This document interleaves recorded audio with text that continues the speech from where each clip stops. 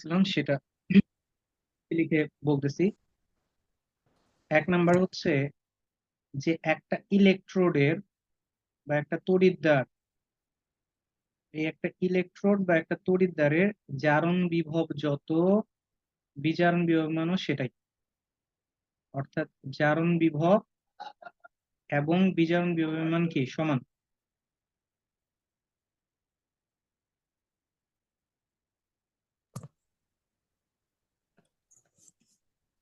জারণ বিভব বিজারণ বিভব কি সমান, কিন্তু চিহ্নটা কি হবে?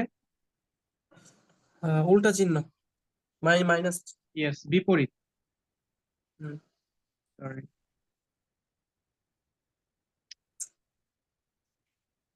মিনিট।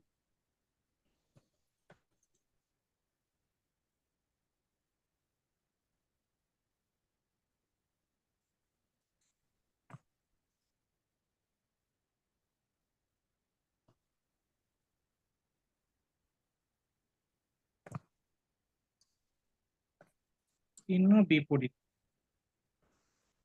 আচ্ছা, বলতো আমি যদি লিখি E Z N slash Z N two plus, এটা কি জারণ বিয়োগ বোঝাবে না বিজারণ বিয়োগ বোঝাবে? জারণ বিভব। জারণ বোঝাবে। মানটা হচ্ছে আমি ধরলাম +0.76 ভোল্ট, এটা জিঙ্কের জারণ বিভব। আর আমি যদি জিঙ্কের বিজারণ বিভবটা লিখতে চাই তাহলে আমাকে লিখতে হবে এইভাবে, জিঙ্ক 2+ স্ল্যাশ জিঙ্ক, অর্থাৎ ধাতুর আয়ন ধাতু, এটা উল্টে যাবে, এটা দিয়ে বুঝবো বিজারণ বিভব। সেটার মান হবে কত? মাইনাস হয়ে যাবে। -0.76 ভোল্ট। সো কোন একটা প্রশ্নে যদি একটা জারণ বিভব দেয়া থাকে, আমার যদি প্রয়োজন হয় বিজারণ বিভব বের করার, সেটা আমি লিখতে পারবো না? হুম। ধরো জি। আমি তোমাকে একটা মান দিলাম ই CO2+ স্ল্যাশ সিইউ, এটা বলো তো কপারে জারণ বিভব বোঝাচ্ছে না বিজারণ বিভব বোঝাচ্ছে? বিজারণ বিভব। ইয়েস, বিচরণ বিজারণ বিভব বিভব বোঝাচ্ছে। বোঝাচ্ছে। সো আমি যদি জারণ বিভব লিখতে চাই, মানটা আমি ধরো দিয়ে দিলাম +0.34 ভোল্ট, তাহলে এটার বিজারণ বিভব মান কত হবে? এটা মাইনাস। জারণ বিভব মান হবে হচ্ছে মাইনাস সরি, জিরো জারণ পয়েন্ট বিভব মান থ্রি হবে, ফোর আর লিখতে হবে কিভাবে, CU slash CU two plus CO2 plus. -0.34 volt. বুঝতে পেরেছো? জি জি ভাইয়া। ভাইয়া। ওকে, এটা আমরা হচ্ছে একটা ইনফরমেশন জানলাম। সেকেন্ড ইনফরমেশন, আমি একটু সাম আপ করে দিচ্ছি আমি আজকে ক্লাস কি কি পড়ছি, কি কি পড়িয়েছি তোমাদের। হচ্ছে ইএমএফ, ইএমএফ কে কি বলা হয়? কোষ বিভব, ইলেকট্রোমোটিভ ফোর্স। ইলেকট্রোমোটিভ ফোর্স বা কোষ বিভব বা তড়িৎচালক বল। আচ্ছা, এই যে ইএমএফ যেটা আছে, এই ইএমএফ এর মান যদি হয় কখনো 0, তখন ওই কোষটাকে বলা হয় ডেড সেল বা মৃত কোষ। তার মানে তড়িৎ আর প্রবাহিত হবে না। জি না, তার মানে ওইখানে হচ্ছে আর বিদ্যুৎ প্রবাহিত হবে না। এই ইএমএফটাকে ইচ্ছা করলে এইভাবে লেখা হয় E cell, E cell, E cell equals to 0 হলে তখন এটাকে বলা হবে কি মৃত কোষ বা ডেড সেল। বুঝতে পেরেছি? জি ভাইয়া। হুম। যখন ই সেলের মান >0 হবে, তখন এইখানে যে কোষ বিক্রিয়াটা হবে, অর্থাৎ জারণোত্তর বিক্রিয়া, বীজাণুবর্ধক বিক্রিয়া, জারণ কোষ, জারণোত্তর কোষ, বীজাণুবর্ধক কোষ, এই যে কোষ বিক্রিয়াগুলো যেগুলো হবে, এগুলো হবে স্বতঃস্ফূর্ত, হুম। স্বতঃস্ফূর্ত হবে, বা ইংলিশে বলে স্পন্টেনিয়াস। জি। স্পন্টেনিয়াস মানে হচ্ছে মেইনলি বিক্রিয়াগুলো হবে। আর যদি ই সেলের মান হয় নেগেটিভ, তখন হবে অস্বতঃস্ফূর্ত। তার মানে আচ্ছা, ওইখানে এখানে আসলে, স্বতঃস্ফূর্ত অস্বতঃস্ফূর্ত মানে কি? জি, very good question, thank you so much কোশ্চেনটা করার জন্য। তোমাদের আমি প্রথম ক্লাসে একটা বিক্রিয়া পড়াইছিলাম, এই যে কপার প্লাস জিঙ্ক সালফেট, আর একটা হচ্ছে বিক্রিয়া হবে না। Zinc plus copper sulphate. বলো কোন বিক্রিয়াটা হবে হ্যাঁ, কোনটা হবে না? উপরের বিক্রিয়াটা, 1 নম্বর বিক্রিয়াটা হবে নাকি 2 নম্বর বিক্রিয়াটা হবে? 1 নাম্বারটা হবে না, 2 নাম্বারটা হবে। ইয়েস, 1 নম্বর বিক্রিয়াটা হবে না, এটা হচ্ছে অস্বতঃস্ফূর্ত বিক্রিয়া, যেটাতে বিক্রিয়া হয় না। আর নিচের বিক্রিয়াটাতে কি হবে? জিঙ্ক সালফেট প্লাস কপার, এই বিক্রিয়াটাকে বলা হবে স্বতঃস্ফূর্ত বিক্রিয়া। বুঝতে পেরেছো? জি। এই কোষ বিক্রিয়া হওয়া মানে স্বতঃস্ফূর্ত, কোষ বিক্রিয়া না হওয়া মানে অস্বতঃস্ফূর্ত। ক্লিয়ার এতটুকু? জি ভাইয়া।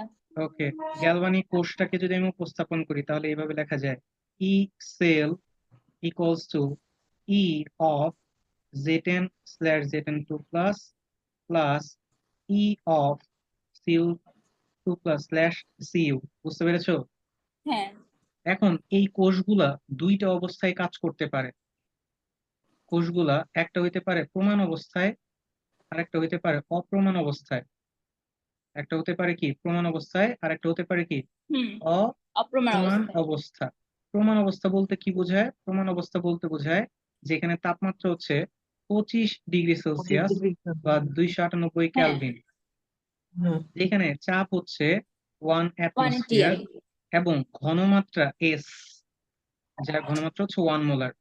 ঘনমাত্রা যদি 1 মোলার হয়, তাপমাত্রা যদি 25 ডিগ্রি হয়, চাপ যদি 1 অ্যাটমসফিয়ার হয়, এই অবস্থায় আমরা যে বিভবটা পাই এটাকে বলা হয় প্রমাণ কোষ বিভব, যেটাকে প্রকাশ করা হয় আচ্ছা। এরকম নট দেয়া হয়। এই যে উপরে একটা করে নট দেয়া হয়। সো যদি কোথাও দেখে এরকম নট চিহ্ন আছে তাহলে বুঝতে হবে এটা প্রমাণ কোষ বিভব বোঝাচ্ছে। বুঝতে পেরেছি? জি ভাইয়া, জি ভাইয়া। বুঝছি। তো আমি যদি কোথাও লিখি ই নট অফ অ্যালুমিনিয়াম/অ্যালুমিনিয়াম 3 প্লাস, হ্যাঁ, মান হচ্ছে ধর আমি বললাম প্লাস বললাম 1.3 ভোল্ট, তার মানে এটা কি বোঝাচ্ছে? মানে হচ্ছে 25°C তাপমাত্রা, 1 ATM চাপ এবং 1 মোলার ঘনমাত্রায় হচ্ছে এটার আহ জারণ জারণ মান, অর্ধেক। ভেরি জারণ গুড। তার মানে হ্যাঁ, এটা জারণ বোঝাচ্ছে বিভব হচ্ছে অ্যালুমিনিয়ামের। 1.3। এত কথা এক লাইনে শেষ করে দেওয়া যায় যে এটা অ্যালুমিনিয়ামের প্রমাণ জারণ বিভব। হুম। আর আমি যদি বলি E not Cu2 plus slash Cu plus 0.34 volt, তার মানে এটা কি বোঝাচ্ছে? কপারের প্রমাণ বিভব। কপারের প্রমাণ বিজারণ বিভব। ও আচ্ছা, প্রমাণ বিজারণ বিভব। ইয়েস।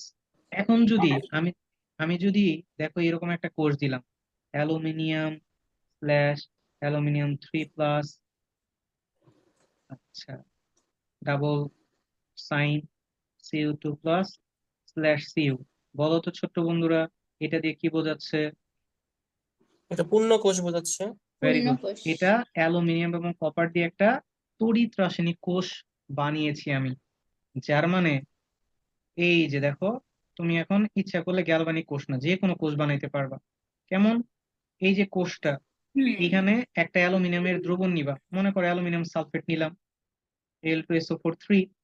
এই দ্রবণের মধ্যে দিব হচ্ছে কি একটা অ্যালুমিনিয়াম দণ্ড।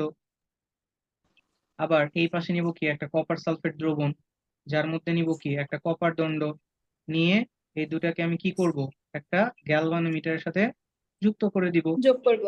আচ্ছা, আর এদের মধ্যে আয়নের সমতা রক্ষা করার জন্য কি করব, একটা লবণ সেতু লবণ সেতু। লবণ ব্রিজ। লাগিয়ে এইভাবে দিব, সল্ট ব্রিজ বা লবণ সেতু দিব, যেখানে কি আমি লবণ ধরো সেতু। পটাশিয়াম ক্লোরাইড দিলাম। এই যে আমি এখানে যে কোষটা লিখেছি আর এইখানে যে কোষটা উপস্থাপন করলাম, একই জিনিস। বুঝতে পেরেছো? জি হুম। ভাইয়া। যেখানে আসলে কি হয়, অ্যালুমিনিয়ামের জারণ হয়, কপারের বিজারণ হয়। ক্লিয়ার এতটুকু? হ্যাঁ ভাইয়া। তো এই কোষটা দিয়ে যদি তোমাকে আমি জিজ্ঞেস করতাম বলো তো এইখানে ইএমএফ এর মান কত বা কোষ বিভবের মান কত, কেমনে বের করতা? এটা তো দুইটার জারণ বিভব দেওয়া থাকতো, তারপর সেটা যোগ করে দিতাম। দেখো করে দেয়া দিতাম। আছে, এই যে প্রশ্নের মধ্যে দেয়া আছে, এই যে দেখো অ্যালুমিনিয়ামের জারণ বিভব দেয়া আছে। তো আমরা আসলে ও কি হ্যাঁ। লিখতাম? হ্যাঁ, ই এই দুটো যোগ করে দিব। ই নট সেল, ধরো প্রমাণ কোষ বিভব যদি লিখতাম তাহলে কি লিখতাম? E not aluminium aluminium 3 plus plus E not Cu2 plus slash Cu, then দুইটা যোগ করে হ্যাঁ। দিতাম। বুঝতে পেরেছি? হ্যাঁ। জি যোগ ভাইয়া, করলে মানটা বুঝছি। কি আসতো? পজিটিভ আসতো না? হ্যাঁ, দেন বলতে পারতাম এই কোষ বিক্রিয়াটা কি হচ্ছে, স্বতঃস্ফূর্ত হচ্ছে। বুঝতে পারছো? বুঝছি। তার জি মানে ভাইয়া। আর যদি মাইনাস আসতো তাহলে বলতাম অস্বতঃস্ফূর্ত, তাই না? Exactly exactly. হুম, এই ম্যাথগুলো আগামী ক্লাসে দেখবো ইনশাল্লাহ। এই পর্যন্ত বুঝতে পেরেছো? ইনশাল্লাহ। জি জি ভাইয়া। ভাইয়া। ওকে। এর আগে পড়েছি হচ্ছে গ্যালভানিক কোষ, তো বললাম গ্যালভানিক কোষের। ওকে, দুইটা বেসিক কোশ্চেন দেখি তোমাদের মাথায় আছে কিনা। আমরা তড়িৎ বিশ্লেষণ কোষ পড়েছিলাম, তোমাদের মনে আছে? হুম এই যে এরকম একটা পাত্র ছিল, দুইটা দণ্ড ছিল, একটা তড়িৎ বিশ্লেষ্য পদার্থ ছিল লাইক সোডিয়াম ক্লোরাইড, একটা ছিল কি অ্যানোড, একটা ছিল কি ক্যাথোড। ক্যাথোড। এদেরকে ব্যাটারির সাথে যুক্ত করছিলাম, right?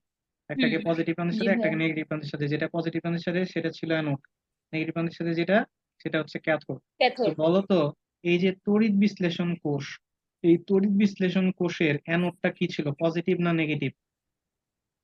Positive. Positive. Very good. তাহলে তড়িৎ বিশ্লেষণ কোষের অ্যানোড হচ্ছে কি পজিটিভ, আর ক্যাথোড হচ্ছে কি নেগেটিভ। নেগেটিভ। নেগেটিভ। বাট বলো তো, তড়িৎ রাসায়নিক কোষের আজকে কি পড়ছো? তড়িৎ রাসায়নিক কোষের অ্যানোডটা কি?